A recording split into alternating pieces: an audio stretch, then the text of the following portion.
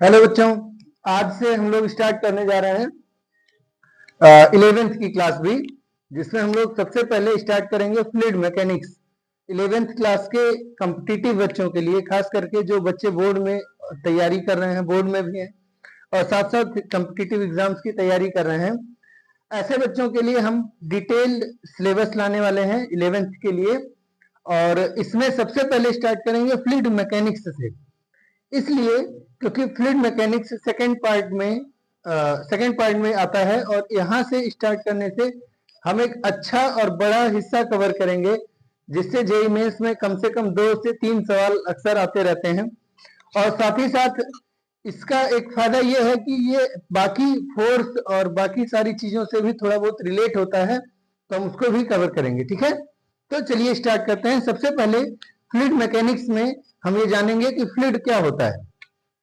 आज से हमारा ये टॉपिक स्टार्ट हो रहा है, रोज क्लास इसकी शाम को चलेगी। जल्दी ही इस पर लाइव आने लगेंगे, लेकिन अभी तो हम लोग सिर्फ रिकॉर्डेड लेक्चर आपको मिल रहा है। आप किसी भी चीज के लिए, किसी भी जानकारी के लिए, कोई चीज आपको कोई प्रश्न है, नहीं समझ में आ रहा है, तो आप हमसे डायरेक्ट मैसेज कर सकते हैं, या आप चैनल के पर कमेंट्स के माध्यम से भी हमें बता सकते हैं कि आपको किस चीज की जरूरत ज्यादा है, कौन से टॉपिक पर वीडियो आपको जल्दी चाहिए, अर्जेंट चाहिए। ठीक है, वो हम आपको बना देंगे। ठीक है, तो स्टार्ट करते हैं। फ्लूइड्स या तरल। हम लोग जानते हैं कि जो पदार्थ होते हैं, यानी मैटर पार्टिकल होते हैं, मैटर को 3 हिस्से में बांटा गया है, ठोस, द्रव और गैस। 2 स्टेट और होते हैं इसके अलावा, ठोस, द्रव और गैस के अलावा, यानी सॉलिड, लिक्विड और गैस के अलावा 2 स्टेट और होते हैं। एक होता है बोस-आइंस्टीन कंडेंसेट और एक होता है प्लाज्मा स्टेट। लेकिन अगर हम इन दोनों को छोड़ दें, क्योंकि ये सामान्य तौर पे हम लोगों के साथ रोज नहीं इंटरेक्ट करते, रोज नहीं मिलते, तो 3 ऐसे हैं जो हमारे साथ रेगुलर मिलते हैं, ठोस, द्रव और गैस, जिसमें से जो सबसे ज्यादा हम देखते हैं वो ठोस है। जैसे ये मार्कर, ये बोर्ड या मोबाइल फोन, लैपटॉप, ये सभी क्या है, ठोस हैं। ठोस पदार्थ के जो कण होते हैं, यानी सॉलिड्स के जो कण होते हैं, वो आपस में बहुत ही ज्यादा टाइटली क्या रहते हैं, बॉन्डेड रहते हैं। अब जब आपस में टाइटली बॉन्डेड हैं, तो इंटरमोलिक्यूलर फोर्स आपस में क्या होगा, उनके बीच कम होगा। अब इंटरमोलिक्यूलर फोर्स जब कम है, तो सॉरी, इंटरमोलिक्यूलर स्पेस बहुत कम है, तो इंटरमोलिक्यूलर फोर्स ज्यादा होगा, और इंटरमोलिक्यूलर फोर्स ज्यादा होने की वजह से ये पार्टिकल एक दूसरे को क्या करते हैं, तेज बलों से आकर्षित करते हैं। इसीलिए जब हम इसके ऊपर कोई बल लगाएंगे, यानी फोर्स लगाएंगे, और हम इसको डिफॉर्म करने की कोशिश करेंगे, मान लिए कि हम इसको इधर नीचे फिक्स कर दिए, ठीक है, नीचे क्या कर दिए, फिक्स कर दिए, और ऊपर से इस तरीके का बल लगा रहे हैं, इस बल को क्या बोलेंगे, शियरिंग फोर्स बोलेंगे। क्या बोलेंगे, शियरिंग फोर्स, अपरूपण बल। तो अगर हम अपरूपण बल लगा रहे हैं, अपरूपण बल लगा रहे हैं, तो इसका शेप चेंज होना चाहिए। तो सॉलिड्स में हम लोग देखते हैं कि जब सॉलिड को ऐसे पुश करते हैं, तो उसके शेप में बहुत थोड़ा बहुत चेंज आता है, बहुत ज्यादा चेंज नहीं आता। क्यों? क्योंकि जब ऊपर के मॉलिक्यूल बहेंगे, मतलब आगे जाएंगे, तो पीछे वाले मॉलिक्यूल और उसके आसपास के जो मॉलिक्यूल होते हैं, वो उसको क्या करते हैं, आकर्षित करते हैं। लेकिन अगर सेम बल हम लोग किसी लिक्विड के मॉलिक्यूल पर लगाएं, लिक्विड पर लगाएं, जैसे कोई बूंद गिरा के और उसके ऊपर ऐसे बल लगाएं, सेम बल क्या करें, किसी लिक्विड पर लगाएं, तो लिक्विड के इंटरमॉलिक्यूलर मॉलिक्यूल्स के बीच में ज्यादा जगह होती है, और उनके बीच जो बल होता है वो कम होता है। तो अगर हम किसी द्रव पर बल लगाएंगे, तो द्रव क्या होगा, फैलता चला जाएगा। द्रव क्या होगा, फैलता चला जाएगा। सबसे ऊपर वाली परत सबसे ज्यादा दूर फैलेगी, उसके नीचे वाली कम, उसके नीचे वाली और कम, उसके नीचे वाली और कम, और जो बूंद ऐसे गोल थी, वो बूंद ऐसे फैल के इस तरीके की कुछ हो जाएगी। इस स्थिति में हम कह सकते हैं कि फ्लूइड बेसिकली क्या है, फ्लूइड ऐसे पदार्थ हैं जो अपरूपण बल का, यानी शियरिंग फोर्स को सस्टेन नहीं कर पाते हैं, यानी जो शियरिंग स्ट्रेस अपने अंदर डेवलप नहीं करते हैं, ऐसे पदार्थ को क्या बोलते हैं, फ्लूइड बोलते हैं। तो बेसिकली अगर हम फ्लूइड को समझना चाहें, तो सबसे आसान भाषा में कह सकते हैं, substances that can flow, substances that can flow are called fluids ऐसे पदार्थ जो बह सकते हैं, बहाव होता है, जिनमें प्रवाह होता है, उसे क्या कहेंगे? उसे कहेंगे फ्लूइड। फ्लूइड बेसिकली दो तरीके के हैं हमारे पास, एक है लिक्विड यानी द्रव और दूसरे कौन से हैं? गैस हैं। ठीक, फ्लूइड का एक प्रकार है द्रव, जैसे पानी हो गया, दूध हो गया, तेल हो गया। ठीक, और दूसरे पदार्थ हैं कौन से? गैस, जैसे हवा हो गई, ऑक्सीजन, हाइड्रोजन जैसी गैस। हवा आप आसानी से देख रहे हैं, मतलब हवा आप फील कर रहे हैं, तो हवा भी क्या है? द्रव, तरल है, क्योंकि ये लगातार क्या करते हैं? फ्लो करते हैं। तो लिक्विड और गैस तरल के क्या है? उदाहरण है। यानी तरल एक बड़ा सेट है, मतलब तरल में ही आते हैं लिक्विड अलग और गैस अलग। लिक्विड और गैस, ठीक है, लिक्विड और गैस दोनों किस में आते हैं? तरल में। अब मान लिया कोई सॉलिड है, जैसे बर्फ का टुकड़ा अभी सॉलिड है, उसको अगर हम पिघला दें तो क्या बन जाएगा? द्रव बन जाएगा, तो वो तरल हो गया। सॉलिड स्टेट में है बर्फ तो तरल नहीं है, क्योंकि वो फ्लो नहीं करता, अपने आप से बहता नहीं है।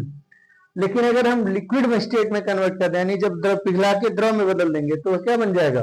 तरल बन जाएगा। ठीक है, तो तरल के बारे में हम आते हैं डिटेल में, एक एक चीज पढ़ते हैं। सबसे पहले तरल की डेफिनेशन। तो तरल के बारे में कह सकते हैं, फ्लूइड के बारे में, कि दो substances that can flow are called fluid, जैसे सॉलिड, लिक्विड एंड गैस। इसके बारे में ध्यान रखिए कि दे डू नॉट रेसिस्ट कौन सा force? Shear force.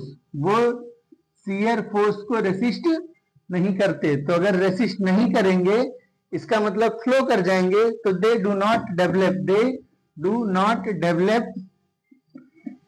Not develop shear stress. वो शियर स्ट्रेस डेवलप नहीं करते, शियर स्ट्रेस डेवलप नहीं करेंगे। तो जब शियर स्ट्रेस डेवलप नहीं करेंगे तो वो फ्लो करेंगे। ठीक, क्लियर है इतनी बात? अब आते हैं, देखिए, जो फ्लूइड हैं उनको हम लोगों ने पढ़ने के लिए दो कैटेगरी में डिवाइड कर लिया। फ्लूइड को क्या कर लिया? दो कैटेगरी में डिवाइड कर लिया। कौन कौन से? तो एक होता है आइडियल फ्लूइड और एक होता है रियल फ्लूइड। आमतौर पे हम किसी भी चीज को दो कैटेगरी में डिवाइड करते हैं, एक आइडियल कंडीशन और एक रियल कंडीशन। जैसे आइडियल स्टूडेंट और रियल स्टूडेंट। आइडियल स्टूडेंट क्या है? आप लोग जान ही रहे हैं। ठीक, हम लोग बचपन में पढ़ते थे कि काक चेष्टा वकोध्यानम स्वनिद्रा तथैव च अल्पाहारी गृह त्यागी विद्यार्थी पंच लक्षणम। काक चेष्टा यानी कौवे जैसी चेष्टा होनी चाहिए, काक चेष्टा वकोध्यानम बगुले जैसा ध्यान होना चाहिए, अल्पाहारी होना चाहिए, कम खाना चाहिए। ठीक, काक चेष्टा वकोध्यानम स्वान निद्रा कुत्ते जैसी नींद होनी चाहिए, यानी कि छोटी छोटी चीजों के लिए भी इतना सचेत होना चाहिए कि जल्दी जग सके। स्वान निद्रा तथैव च अल्पाहारी यानी कम भोजन करना चाहिए, और गृह त्यागी यानी गृह घर के मामलों में बहुत ज्यादा दखलंदाजी ना करते हुए अपने पढ़ाई पर ध्यान देना चाहिए। 5 लक्षण थे। आजकल किस बच्चे के पास ये पांचों लक्षण हैं? बहुत कम ऐसे बच्चे होंगे। तो वो आइडियल स्टूडेंट्स का एग्जाम्पल था। पर हमारे पास जो एग्जाम्पल हैं वो कौन से हैं? रियल बच्चे हैं, जिनको ना तो खाने में सारा स्वाद चाहिए, उनको खाने में सारा स्वाद चाहिए, नींद खूब अच्छी आनी चाहिए, तो वो रियल लाइफ हो गया। क्लियर है? तो देखिए, आइडियल फ्लूइड की क्या कंडीशंस हैं और रियल फ्लूइड्स कैसे कहलाएंगे, किसे कहेंगे? आइडियल फ्लूइड के बारे में दो कंडीशंस है। पहला, इट मस्ट बी इनकम्प्रेसिबल। कैसा होना चाहिए? इनकम्प्रेसिबल होना चाहिए, यानी असंपीड्य होना चाहिए। अगर हिंदी में कहें तो असंपीड्य होना चाहिए। असंपीड्य होना चाहिए, यानी जिसे संपीड़ित ना किया जा सके, जिसे दबाया ना जा सके। इस इनकम्प्रेसिबल का मतलब क्या हो गया? इनकम्प्रेसिबल का मतलब हो गया कि आप इसको दबा करके इसकी डेंसिटी चेंज नहीं कर सकते हैं। तो क्या हो गया? इनकम्प्रेसिबल होना चाहिए। और दूसरा, ये इनविस्कस होना चाहिए, इनविस्कस होना चाहिए, यानी इनविस्कस होना चाहिए, यानी विस्कोसिटी नहीं होनी चाहिए, श्यानता नहीं होनी चाहिए। तो क्या होगा? आस्यान द्रव होगा। कैसा द्रव है? आस्यान द्रव है। श्यानता 0 होनी चाहिए, यानी ऐसे द्रव जो ना तो कंप्रेसिबल है, कंप्रेसिबल नहीं है, जो ना तो विस्कस है, क्या कहलाएंगे? आइडियल। विस्कस का मतलब कि जब एक लेयर दूसरी लेयर के ऊपर फ्लो करे तो नीचे वाला लेयर ऊपर वाले लेयर के ऊपर कोई भी बल नहीं लगाना चाहिए, आकर्षण का या प्रतिकर्षण का नहीं, कोई भी अट्रैक्टिव फोर्स नहीं लगाना चाहिए। तो कैसे क्या कहलाता है? इनविस्कस। तो आइडियल फ्लूइड कैसे होंगे? इनकम्प्रेसिबल और इनविस्कस होंगे, जबकि रियल फ्लूइड कैसे होंगे? कंप्रेसिबल होंगे और विस्कस होंगे। क्लियर हुआ? तो रियल क्या है? जो नॉट आइडियल है, those which are not ideal, those fluids which are not ideal are called real। अब हमारे पास ऐसा रियल एक्चुअल में कोई परफेक्ट आइडियल कोई भी फ्लूइड है ही नहीं, कोई भी परफेक्ट आइडियल फ्लूइड है ही नहीं। तो हम क्या करते हैं? रेफरेंस के लिए, रेफरेंस पर्सपेक्टिव के लिए, रेफरेंस लेने के लिए गैसेस के केस में एयर को क्या लेते हैं? आइडियल लेते हैं। और लिक्विड के केस में किसको लेते हैं? वाटर को। गैसेस के केस में किसको लेंगे? एयर को। आप ध्यान देंगे कि जब आप थर्मोडायनेमिक्स पढ़ेंगे तो कार्नोट इंजन हुआ या डीजल इंजन हुआ या पेट्रोल इंजन हुआ, मैकेनिकल इंजीनियरिंग में पढ़ते हैं, तो इन सभी की इफिशियंसी निकाली जाती है, दक्षता निकाली जाती है। और उसको निकालने के लिए जो रेफरेंस वर्किंग फ्लूइड लेते हैं वो लेते हैं एयर। क्लियर है? तो एयर को हम मानते हैं, पर ये ध्यान रखना है कि अगर क्वेश्चन पूछे बोर्ड में या कॉम्पिटिटिव एग्जाम में कि क्या कोई फ्लूइड आइडियल होता है, तो लिखेंगे नहीं होता है। कोई भी फ्लूइड आइडियल फ्लूइड नहीं है, क्योंकि कुछ ना कुछ विस्कोसिटी सभी फ्लूइड्स की होती है और सभी फ्लूइड्स को थोड़ा बहुत कंप्रेस किया जा सकता है। पर हम अपने वर्किंग के लिए, अपने पढ़ने के लिए, आगे के लिए हम मान के चलेंगे कि वाटर इनकम्प्रेसिबल फ्लूइड है। बट ध्यान रखना है कि वाटर कंप्रेसिबल भी होता है। अब एक चीज और कि अगर इनकम्प्रेसिबल फ्लूइड आइडियल फ्लूइड है तो क्या एयर आइडियल हो सकता है? ऑब्वियसली नहीं हो पाएगा, क्योंकि गैस तो कंप्रेसिबल होते ही होते हैं। पर वर्किंग के लिए, अपने थियरी के लिए, समझने के लिए आइडियल लेते हैं, पर ये आइडियल एक्चुअली है नहीं। तो ये आइडियल फ्लूइड नहीं है एयर, बल्कि आइडियल क्या होगा? गैस होगा। क्लियर है? ध्यान रखेंगे, कोई भी फ्लूइड आइडियल फ्लूइड नहीं है, सभी फ्लूइड क्या है? रियल फ्लूइड है। सभी फ्लूइड क्या है? रियल फ्लूइड है। क्लियर है? तो फ्लूइड के बारे में ये इंफॉर्मेशन, ठीक है। फ्लूइड क्या है? Anything that can flow.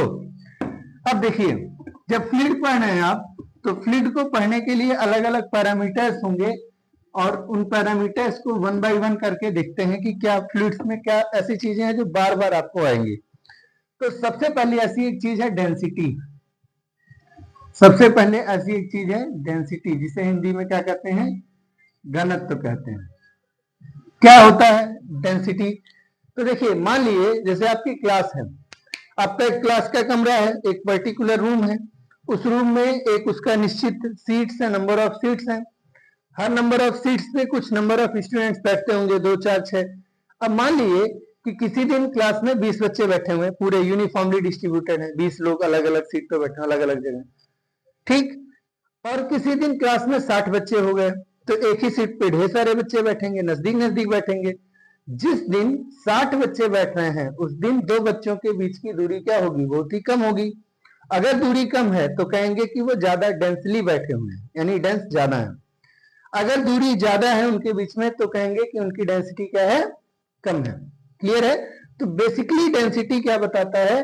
Basically density बताता है relative closeness between the particles. क्या बताता है? Relative closeness between the particles. जैसे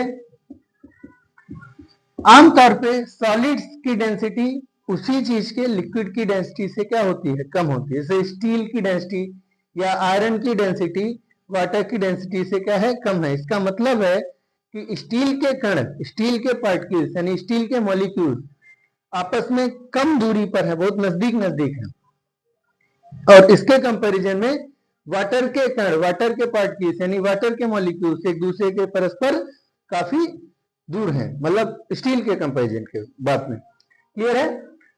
तो रिलेटिव क्लोजनेस बताता है। वैसे इसकी डेफिनेशन क्या है? तो density is defined as mass per unit volume. कैसे डिफाइन कर रहे हैं?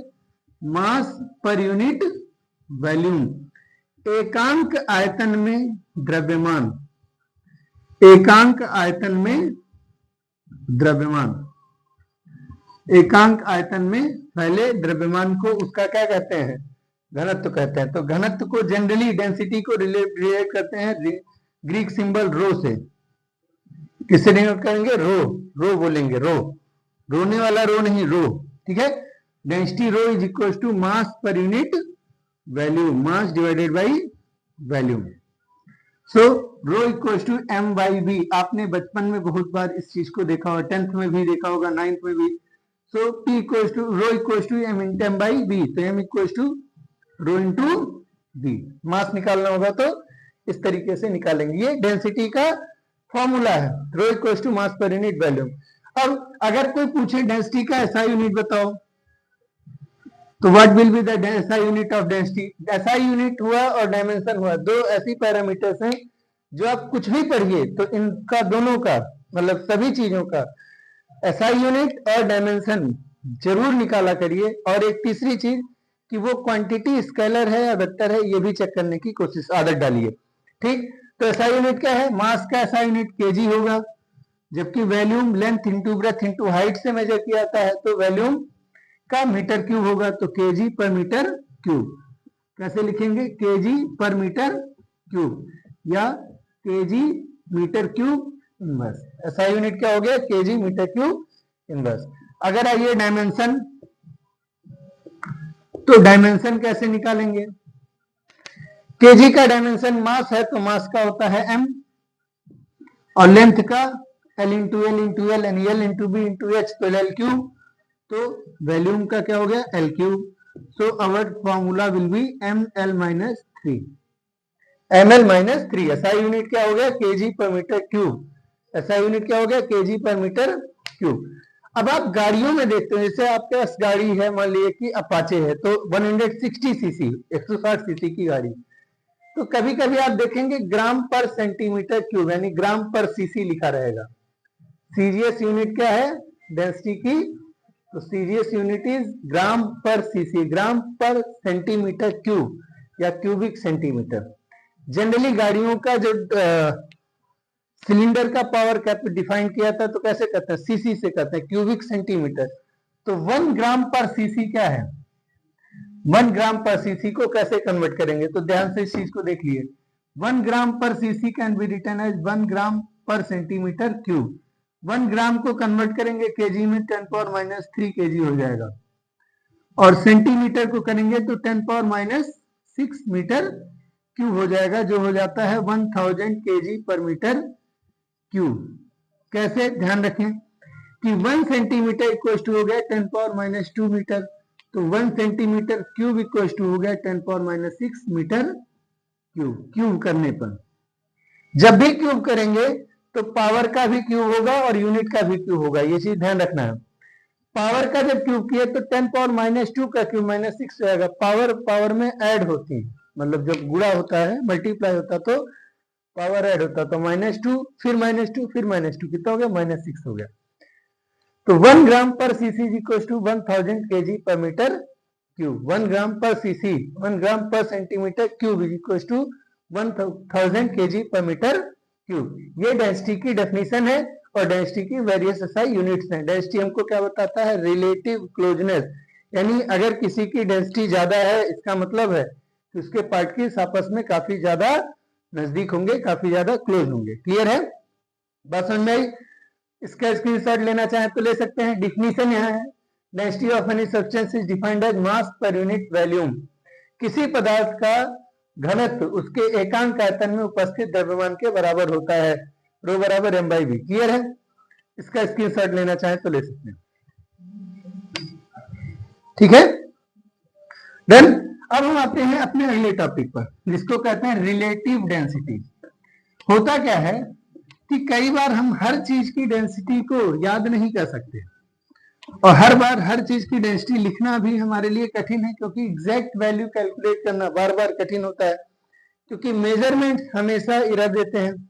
तो हमने क्या किया, यानी साइंटिस्ट हमारे वैज्ञानिकों ने क्या किया, हर चीज का रिलेटिव डेंसिटी का एक कॉन्सेप्ट बनाया। रिलेटिव डेंसिटी हिंदी में कहते हैं आपेक्षिक या सापेक्ष घनत्व। क्या कहेंगे? सापेक्ष घनत्व या आपेक्षिक घनत्व। क्या कहेंगे? आपेक्षिक घनत्व। आपेक्षिक घनत्व, रिलेटिव डेंसिटी।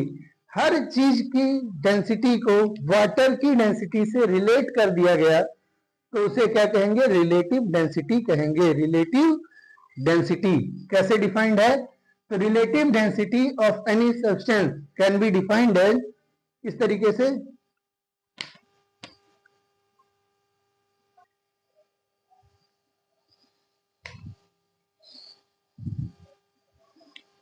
हाँ वो लाइट कट गई थी एक्चुअली।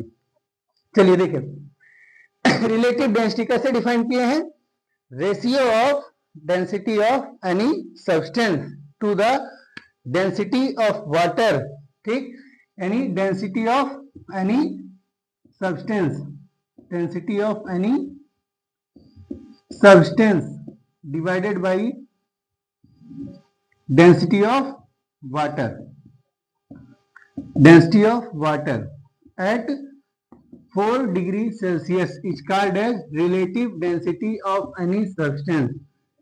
किसी भी सब्सटेंस का, जैसे मान लीजिए एग्जांपल के लिए मरकरी है,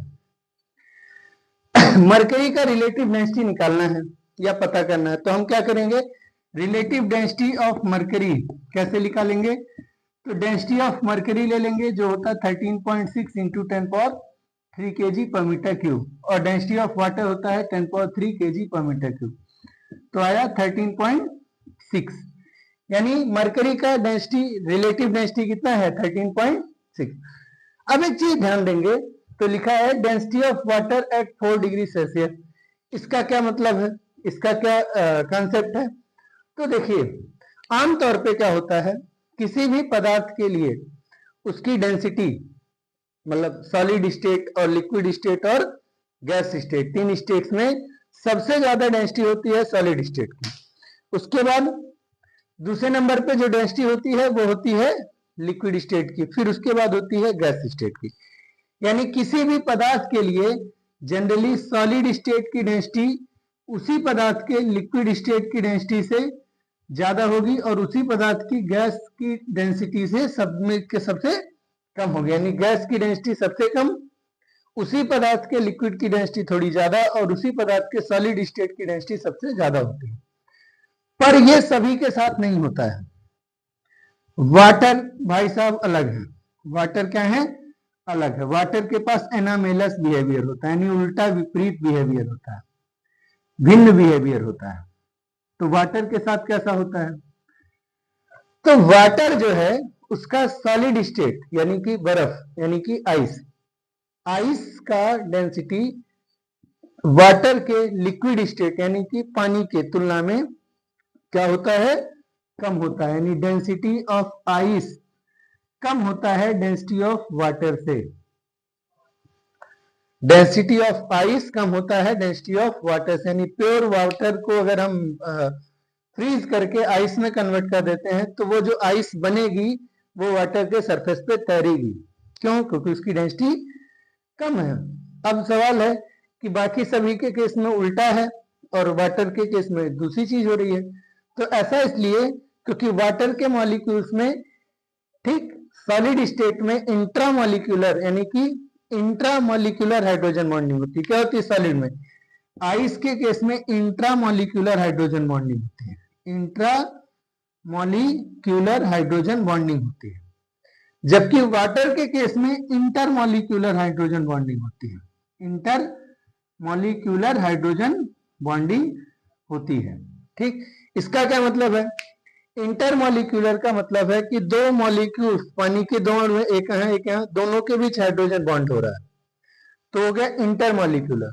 और पानी के एक ही मॉलिक्यूल के हाइड्रोजन और ऑक्सीजन के बीच जो बॉन्ड बनता है उसे क्या बोलते हैं, intramolecular. Intramolecular hydrogen bond intermolecular hydrogen की बॉन्ड की तुलना में वीक होता है, इसीलिए वाटर की डेंसिटी ज्यादा होती है, क्योंकि ये ज्यादा स्ट्रांग होगा तो मॉलिक्यूल नजदीक होंगे, मॉलिक्यूल नजदीक होंगे तो डेंसिटी ज्यादा होगी। और इंटरमॉलिक्यूलर स्ट्रांग वीक होगा, इंट्रामॉलिक्यूलर फोर्स वीक होगा, तो उसके मॉलिक्यूल्स आपस में दूर होंगे और अगर दूर हुए तो डेंसिटी कम होगी। तो आइस की डेंसिटी से ज्यादा होता है वाटर की डेंसिटी।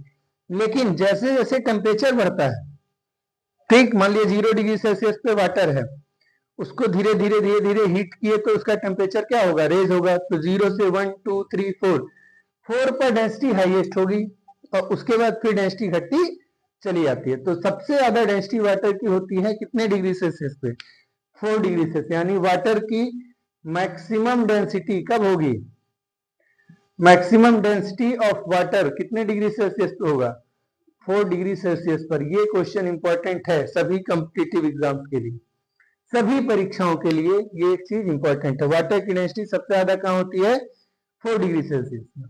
ये क्लियर है, इसमें कोई प्रॉब्लम, चेक कर लिए। ठीक, अब देखिए जब डेंसिटी निकाल लिए, रिलेटिव डेंसिटी निकाल लिए, तो इसको हम और चीजों से कैसे रिलेट कर सकते हैं। तो अब हम आते हैं अगले टॉपिक पे जो है डेंसिटी ऑफ मिक्सचर्स। क्या करेंगे, density of mixtures, density of mixtures. जैसे अक्सर आप देखे होंगे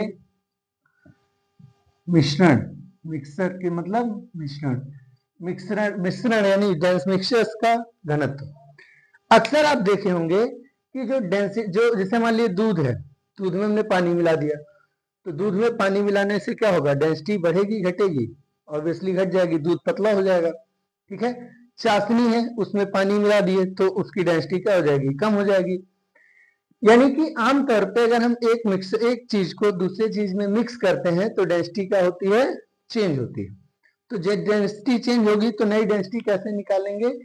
वैसे उसका कुछ बेसिक कॉन्सेप्ट है, एक बार उसको रिवाइज कर लेते हैं, थोड़ा समझ लेते हैं, ये हमारे लिए आसान है। तो मान लीजिए दो तीन केस या पॉइंट वाइज समझते हैं। देखिए मान लीजिए गैस है या कोई लिक्विड है, मान लीजिए एक बर्तन है, ठीक, इसमें कोई लिक्विड भरा हुआ है जिसकी डेंसिटी है सपोज करो ρ1, ठीक, और इसका मास दिया, इसका वैल्यूम दिया हुआ है V1, मास नहीं दिया है, क्या दिया है, वैल्यूम दिया है V1। एक दूसरा लिक्विड है जिसका डेंसिटी है ρ2 और इसका अमाउंट कितना है V2। अब इन दोनों को एक बर्तन में उड़ेल दिए, एक बर्तन में क्या किए, उड़ेल दिए, तो वैल्यूम क्या हो जाएगा, वैल्यूम हो जाएगा, वैल्यूम होता है टोटल स्पेस ऑक्युपाइड। तो जो लिक्विड यहाँ जितना बर्तन में ऑक्युपाई कर रहा है उतना यहाँ भी उसके वो यहाँ भी करेगा, और जितना यहाँ ऑक्युपाई कर रहा जगह उतना जगह यहाँ भी ऑक्युपाई करेगा। तो टोटल वैल्यूम हो गया V1 प्लस V2। ठीक, तो डेंसिटी कैसे निकालेंगे, density is equal to total mass यानी M1 plus M2 divided by total volume V1 plus V2। Mass तो दिया ही नहीं है, डेंसिटी और वैल्यूम के रिस्पेक्ट में दिया है, तो हम लोग जानते हैं मास कैसे निकालते हैं, rho equal to M by B, तो M equal to rho into V. तो M1 निकालेंगे ρ1 V1 plus ρ2 V2 divided by V1 plus V2। यानी अगर आपको मास नहीं दिया है तो इस फॉर्मूले से हम कैलकुलेशन कर सकते हैं। अब दो पॉसिबिलिटी है, हो सकता है कि दोनों का ρ1 ρ2 इक्वल हो, तो अगर ρ1 और ρ2 इक्वल हुआ तब क्या होगा, दोनों का चीज क्या डेंसिटी क्या है, इक्वल है। मान लीजिए एक ही चीज है, अलग अलग बर्तन में रखा हुआ, पानी पानी रखा हुआ, मिक्स कर दिए, तो ρ1 और ρ2 आपस में मान लीजिए इक्वल है। उस केस में ρ1 ρ2 इक्वल होंगे, रो कॉमन ले लेंगे, V1 plus V2 common, V1 plus V2 cancel out हो जाएगा, तो रो हो गया चाहे ρ1 के बराबर चाहे ρ2 के बराबर, जो किसके इक्वल है, रो के। तो मिक्सचर का density of mixture m subscript लगा लेते हैं, तो डेंसिटी ऑफ मिक्सचर इक्वल हो जाएगा उसके चाहे ρ1 के चाहे ρ2 के। लेकिन अगर मान लीजिए दोनों का V1 और V2 वैल्यूम इक्वल था, डेंसिटी इक्वल नहीं है, क्या इक्वल है, वैल्यूम इक्वल है, डेंसिटी इक्वल नहीं है, क्या इक्वल है, वैल्यूम। तो यहाँ हो गया V1 प्लस V2 का भी कॉमन ले लेंगे, तो डेंसिटी ऑफ मिक्सचर कैसे निकालेंगे, V1 की जगह पे V, V2 की जगह पे V, V1 की जगह पे V और V2 की जगह पे भी V। तो ρ1 प्लस ρ2 V कॉमन हो गया, ρ1 plus ρ2 divided by 2V, V cut गया, क्या आया, ρ1 प्लस ρ2 डिवाइडेड बाई 2। इसका मतलब कि मिक्सचर का डेंसिटी कैसे निकालेंगे, दोनों डेंसिटीज के एवरेज से, 3 होता तो बाई 3, 4 होता तो बाई 4, यानी अगर हम सेम वॉल्यूम के quantity, same quantity of various substances को हम ऐड करते हैं तो उनकी डेंसिटी कैसे निकलेगी? उनकी मिक्सचर की डेंसिटी उनके सभी के डेंसिटीज के एवरेज के इक्वल होगी। शर्त क्या है? V1 और V2 आपस में क्या होने चाहिए? इक्वल। जनरल फॉर्मूला तो यहां से mass, total mass divided by total volume. Clear है? इसका स्क्रीनशॉट ले लिए।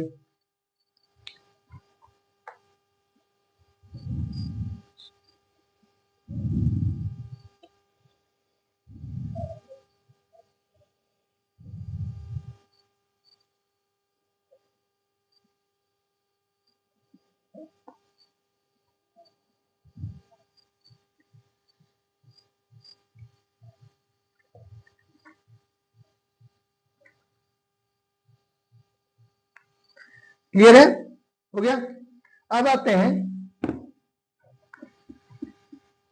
कि फ्लूइड का मेन जो टॉपिक है वो है इस चैप्टर में प्रेशर।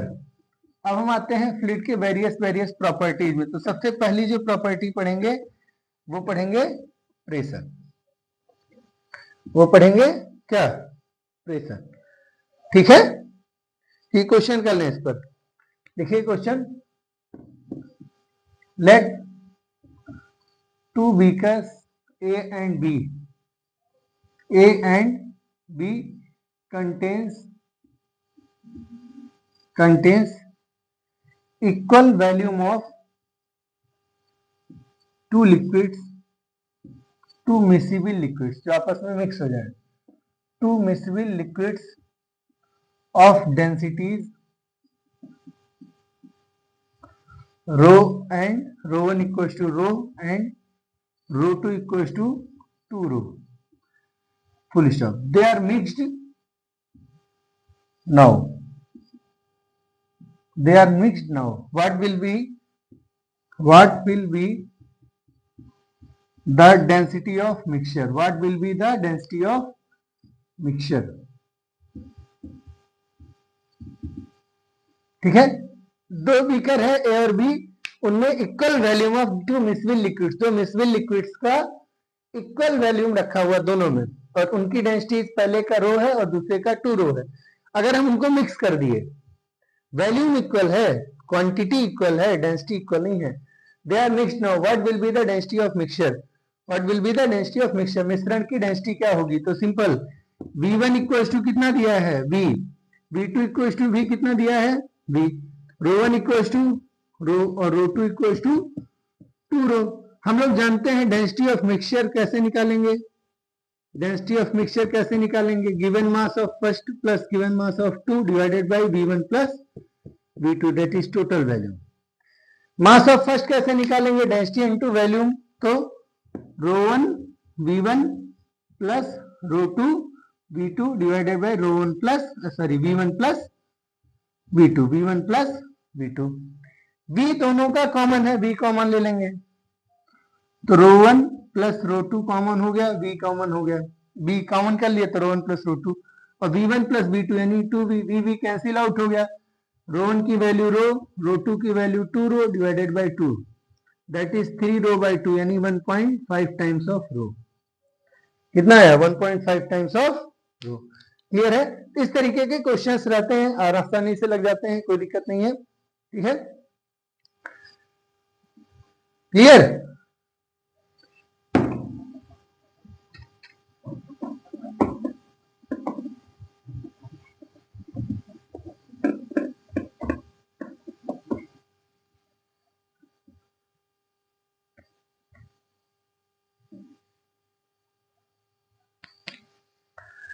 अब हम आते हैं effect of density, effect of temperature on density, effect of temperature on density. Density पर टेम्परेचर यानी तापमान का क्या फर्क पड़ता है? क्या टेम्परेचर बढ़ाने या घटाने से डेंसिटी बढ़ती या घटती है? अगर घटती या बढ़ती है तो कैसे घटती या बढ़ती है? किन फैक्टर्स पर घटती या बढ़ती है? क्या होगा देखें। तो देखिए, जैसे मान लीजिए एग्जांपल लेते हैं चाशनी। चाशनी समझते हैं ना, सीरा, ठीक, जो रसगुल्ले में डुबाते हैं या रसगुल्ले को जिसमें डुबाते हैं, वो सीरा आपने देखा होगा जब गर्म रहता है तो बहुत पतला रहता है, नहीं उसकी डेंसिटी कम रहती है, लेकिन जब वो धीरे धीरे धीरे धीरे ठंडा होता है तो वो गाढ़ा होता चला जाता है, नहीं उसकी डेंसिटी ऑब्वियसली बढ़ जाती होगी, क्यों, वॉल्यूम घट जाता है। तो हम लोग जानते हैं कि लगभग लगभग सभी चीजें टेम्परेचर बढ़ाने से फैलती हैं, एक्सपेंड करती हैं। जैसे गर्मियों में पटरियों के ट्रैक्स के बीच में गैप रखा जाता था ताकि गर्मी में जब मिले तो आपस में टच हो जाए, नहीं तो टेढ़ी हो जाएंगी, ठीक है ना। तो ऐसे बहुत सारे जगह, जैसे रेलिंग्स में दीवार और दो रेलिंग्स के बीच में जगह छोड़ दी जाती है, तो थर्मल एक्सपेंशन की वजह से, नहीं टेम्परेचर की वजह से जनरली जो मटेरियल होते हैं, सब्सटेंसेज होते हैं, वो एक्सपेंड करते हैं। तो अगर सब्सटेंस एक्सपेंड करेगा, वॉल्यूम चेंज होगा, तो ऑब्वियसली डेंसिटी भी चेंज हो जाएगी। अब आते हैं कि किन पैरामीटर्स पर चेंज होगा। तो सिंपल सी बात है, मान लीजिए एक मटेरियल कंसीडर करते हैं जिसका मास है m, मास कितना है m, उसका इनिशियल वॉल्यूम है let us v0, given mass कितना, इनिशियल मास कितना है m, ठीक, वॉल्यूम कितना है v0 और उसका इनिशियल डेंसिटी है सपोज करो कि ρ0। क्लियर है। अब हुआ क्या, टेम्परेचर चेंज हुआ। अच्छा ये कब है, तो मान लीजिए at temperature T equals to T0, कितने टेम्परेचर पे है, T0 पर। अब मान लीजिए कि कुछ देर बाद या कुछ समय बाद फाइनली क्या हुआ, फाइनली जो टेम्परेचर था नया टेम्परेचर हो गया और वो हो गया T0 प्लस डेल्टा T, यानी टेम्परेचर चेंज हो गया। जब टेम्परेचर चेंज होगा तो ऑब्वियसली वॉल्यूम भी चेंज हो जाएगा, तो वॉल्यूम भी क्या हो गया, चेंज हो गया, V equals to V0 plus delta V, ठीक। और इसकी वैल्यू तो हम लोग जानते हैं, वॉल्यूम एक्सपेंशन से निकाल सकते हैं, V0 plus V0 beta into delta T, यहां से V0 को कॉमन ले लेंगे तो हो जाएगा 1 plus beta into delta T, beta की जगह गामा लेंगे क्योंकि वॉल्यूमेट्रिक एक्सपेंशन ऑफ टेम्परेचर, मतलब वॉल्यूमेट्रिक कोफिशिएंट ऑफ टेम्परेचर क्या होता है, गामा लेते हैं, तो गामा ले लें 1 plus gamma into delta T, V0 हो गया, ठीक है, नया वैल्यूम। कुछ समय के बाद क्या चीज नहीं चेंज होगी, वो है मास, तो मास अभी भी वही रहेगा, और डेंसिटी, तो न्यू डेंसिटी हो गई कितनी, न्यू डेंसिटी हो गई सपोज करिए रो, और रो की वैल्यू हो गई ρ0 प्लस डेल्टा रो, ठीक है। पहले कितना था volume V0, density V0 ρ0, temperature कितना था T0, बाद में टेम्परेचर चेंज हो गया तो हो गया T0 प्लस डेल्टा T, तो वॉल्यूम चेंज हो गया V0 प्लस डेल्टा V, और उसकी वैल्यू फाइनल वॉल्यूम की V0 1 plus gamma into delta T आ गया, तो नई डेंसिटी हो गई V0 प्लस डेल्टा रो, मतलब सॉरी ρ0 प्लस डेल्टा रो, नई डेंसिटी, ठीक है ना, नई डेंसिटी, इसको लिख सकते हैं सो रो। हमें पता है कि जो चीज नहीं चेंज होगी वो क्या है, जो चीज नहीं चेंज होगी वो है मास, यानी इनिशियल मास और फाइनल मास आपस में क्या होंगे, बराबर होंगे, और मास होता है डेंसिटी इंटू वॉल्यूम, तो इनिशियल डेंसिटी और इनिशियल वॉल्यूम बराबर होगा final density into final volume के। इनिशियल डेंसिटी और फाइनल डेंसिटी, डेंसिटी इधर में जे, रो इधर में जे, तो rho by ρ0, rho by ρ0 is equal to V0 by V, होगा या नहीं होगा, क्लियर है, क्योंकि मास का होता है डेंसिटी इंटू वॉल्यूम, क्लियर। तो रो बाई ρ0 ये क्या है, P by ρ0 final value by initial. अब V0 निकालना चाहे तो V0 तो ऐसे ही लिखेंगे, और V की वैल्यू होती है V0 1 plus gamma into delta T, ठीक है। तो ρ0 rho by ρ0 equals to V0, ये क्लियर, V0 और V0 कैंसिल हो गया, तो रो इक्वल्स टू आया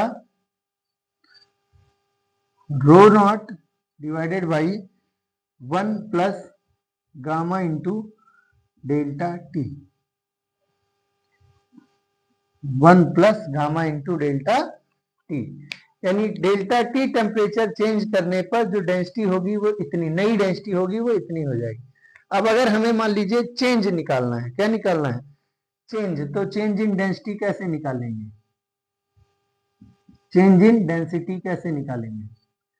चेंज इन डेंसिटी हो जाएगा final density minus initial density, final density minus initial density. Value रख दीजिए सबकी, रो जीरो कॉमन हो जाएगा, बाहर ले लेंगे तो हो गया 1/1 plus gamma into delta T और माइनस वन। क्लियर है? रो की वैल्यू ये वाली रखे, रो जीरो है ही है, सॉल्व कर लिए। ठीक, अब इसको अगर आप सॉल्व कर लें ट्रांसफर करके तो हमारा काम चल जाएगा। ठीक है, इसका स्क्रीनशॉट लेना चाहे तो ले सकते हैं, क्योंकि ऊपर की चीज मैं मिटाऊंगा। क्लियर? ठीक,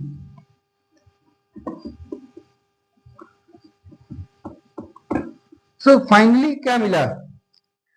change in density delta rho is equal to rho zero, ठीक है, 1 माइनस ये चीज इधर मल्टीप्लाई हो जाएगी तो माइनस और minus gamma into delta T, ठीक है, divided by 1 plus gamma into delta T. 1 और 1 कैंसिल आउट हो जाएगा, delta rho equal to rho zero, ठीक, minus gamma into delta T, gamma into delta T divided by 1 plus gamma into delta T. तो ऐसे कोई चीज अगर निकालनी हो तो जो भी चीजें आपको निकालनी होंगी वो हम आराम से क्या कर सकते हैं, निकाल सकते हैं। कोई फॉर्मूला याद करने की जरूरत नहीं है, प्रोसीजर अगर क्लियर है तो आप आसानी से सॉल्व कर पाएंगे, कोई प्रॉब्लम नहीं होगी। ठीक है, एक बार चेक कर लिए, जो चीज आपकी जरूरत हो चाहे तो नोट कर सकते हैं, चाहे तो स्क्रीनशॉट ले सकते हैं, बाद में भी नोट कर सकते हैं। ठीक है,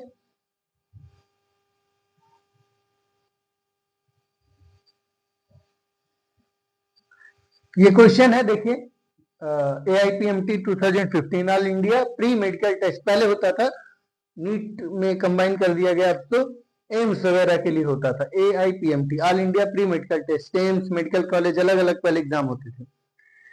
question is the value of coefficient of volume expansion of glycerine is 5 into 10⁻⁴ per Kelvin. The fractional change in density of glycerine for a rise of 40 degree Celsius in the temperature is, ये 4 option दिए हुए। आप पहले इनमें word समझिए। Coefficient of volume expansion को लिखते हैं गामा, ठीक, वो वैल्यू दिया हुआ तो गामा क्या हो गया 5 into 10⁻⁴, और उसकी एसआई यूनिट है केल्विन इनवर्स। ठीक है, फ्रैक्शनल चेंज क्या होता है? चेंज पर यूनिट वैल्यू को क्या बोलते हैं? Fractional change. फ्रैक्शनल चेंज किसी भी चीज का लिखते हैं एक्स बाई उसकी ओरिजिनल वैल्यू। जैसे फ्रैक्शनल चेंज इन डेंसिटी लिखना है तो कैसे लिखेंगे? Change in density divided by rho zero. ठीक, रो जीरो क्या है? स्टैंडर्ड वैल्यू, जैसे जनरली हम 0 डिग्री सेल्सियस स्टैंडर्ड ले सकते हैं। अब कह रहा है for the rise of degree 40 degree Celsius, कितना डिग्री सेल्सियस टेम्परेचर चेंज हो रहा है? तो डेल्टा टी हो गया 40 डिग्री सेल्सियस टेम्परेचर। 40 कितना? 40 डिग्री सेल्सियस टेम्परेचर। ध्यान रखिएगा कि चेंज के लिए टेम्परेचर और केल्विन स्केल में वैल्यू सेम होती है, चाहे 40 डिग्री सेल्सियस लिखें चाहे 40 केल्विन। क्यों? क्योंकि डिग्री सेल्सियस इक्वल टू होता है केल्विन में वैल्यू -273, तो जो लीनियर वैल्यू है इसलिए इसका चेंज और इसका चेंज सेम होगा। तो चाहे डिग्री सेल्सियस में लिखिए चाहे केल्विन में लिखिए, सेम बात है। अब कह रहा है फ्रैक्शनल चेंज निकालो। फ्रैक्शनल चेंज कैसे निकाल सकते हैं? तभी हम लोगों ने जस्ट पीछे फॉर्मूला देखा था कि delta rho by rho equal to क्या आया था? Rho zero minus gamma into delta T divided by 1 plus gamma into delta T आया था। क्लियर है? अगर हम माइनस साइन को इग्नोर कर दें, मतलब माइनस साइन क्या होता था कि डेंसिटी घट रही है, तो हो जाएगा delta rho by row zero, value लेते हैं तो gamma into delta T divided by 1 plus gamma into delta T. Gamma की वैल्यू है 5 into 10⁻⁴, तो 5 into 10⁻⁴ इंटू टी की वैल्यू है 40 divided by 1 plus 5 into 10⁻⁴ into 40। जो हो गया 5 इंटू 40 200, 200 इंटू 10 पावर माइनस 4, तो 200 into 10 power minus 4 divided by 1 plus 200 into 10 power minus 4। अगर इसको सॉल्व करेंगे तो ऊपर वाली वैल्यू कट के आएगी 200 यानी 2 इंटू 10 पावर माइनस 2, जिसको हम लिख सकते हैं 0.02 डिवाइडेड बाई 1 प्लस 0.02, जो हो गया 0.02 डिवाइडेड बाई 1.02। ठीक, जो अगर हम इसको इक्वेट करें तो हो गया 2/102। अब अगर इसको सॉल्व करें तो ये सबसे नजदीक किसके है, 0.020 के। 100 से डिवाइड करके देख लीजिए, 100/2 क्लियर ना, लगभग 100 ही तो है, 100 ही तो है। तो हमारा वैल्यू आया कितना, इतना। ठीक है, इस तरीके से क्वेश्चन सॉल्व होंगे। आज की क्लास के लिए इतना ही। कल की क्लास में हम लोग स्टार्ट करेंगे प्रेशर, और प्रेशर के बारे में देखेंगे, प्रेशर और फिर प्रेशर गहराई के साथ एक्सीलरेशन के साथ कैसे चेंज होता है उस पर क्वेश्चंस करेंगे। ठीक है, तो मिलते हैं अगले वीडियो में, तब तक के लिए थैंक यू।